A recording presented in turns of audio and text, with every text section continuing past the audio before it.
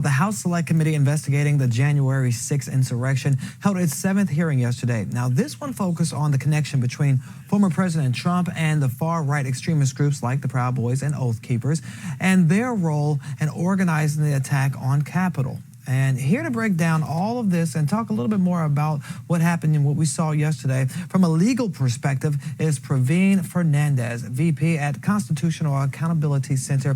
Praveen, what were your biggest takeaways from this hearing?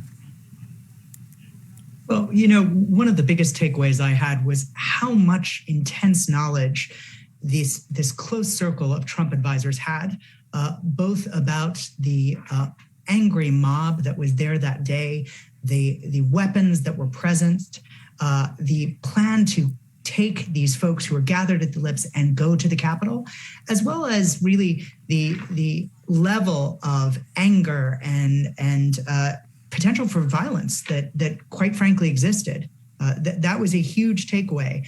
This was not in any sense a spontaneous gathering, as some have been misled to believe. This was something that seemed to be coordinated, planned, and with levels of awareness at the highest levels of the White House. And speaking of it being coordinated, the committee presented new evidence that Trump had more extensive plans than previously known, or that people at least heard about, to march to the Capitol. Now, a draft that Megan talked about earlier of a tweet that he put out said this: please arrive early, massive crowds expected, march to the Capitol after, stop the steal. So what do you make of this?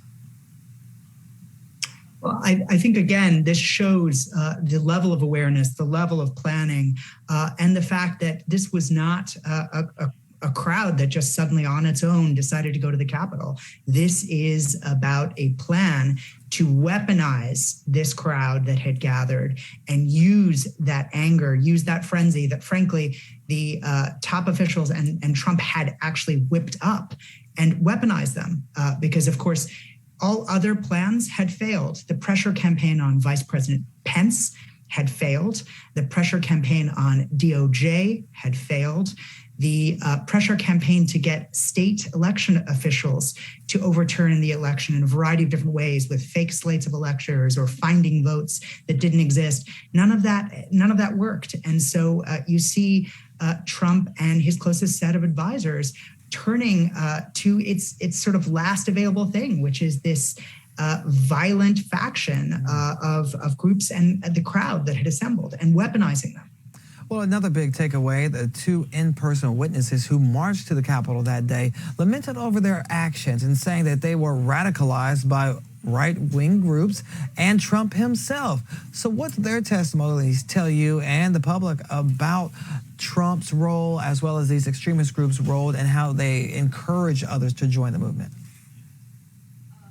I mean, I'm hoping that this will be a moment of reckoning. These were individuals who testified yesterday that they did something at what they thought was the behest of the president. And what I think they have learned over not just yesterday's hearing, but the series of hearings that preceded, is all of this was premised on something that was untrue and that Trump himself had been told repeatedly was untrue.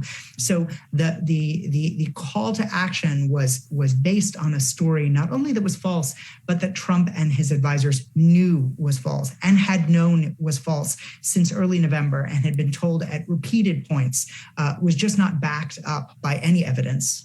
Well, this is one of the final hearings, so let's get to the point that a lot of people want to know. What criminal charges can be brought against Trump, if any, especially in light of the new evidence, and what's the likelihood that anything is actually going to happen?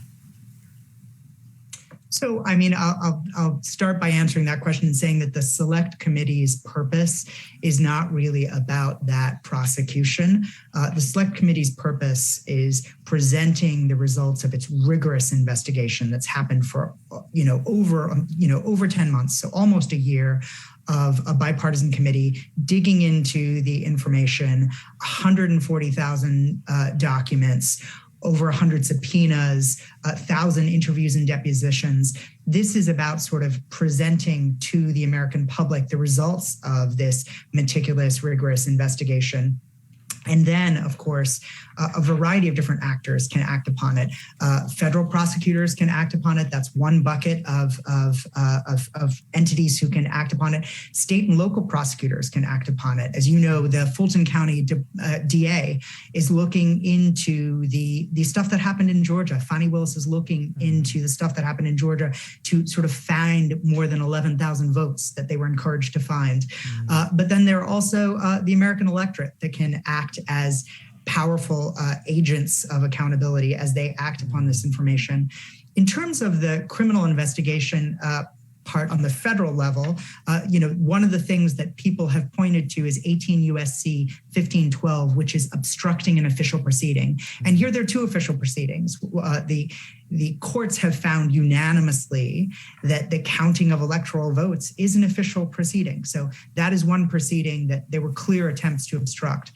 However, yesterday, at yesterday's hearing, as well as the preceding one, folks have suggested that there might be witness tampering that occurred. It is also true that a congressional investigation is an official proceeding. So that is an additional place where obstructing an official proceeding could be the basis of criminal liability. Well, it sounds like this is going to be one that we're just going to have to watch and wait and see what happens. But we appreciate your insight. Praveen Fernandes, VP at the Constitutional Accountability Center.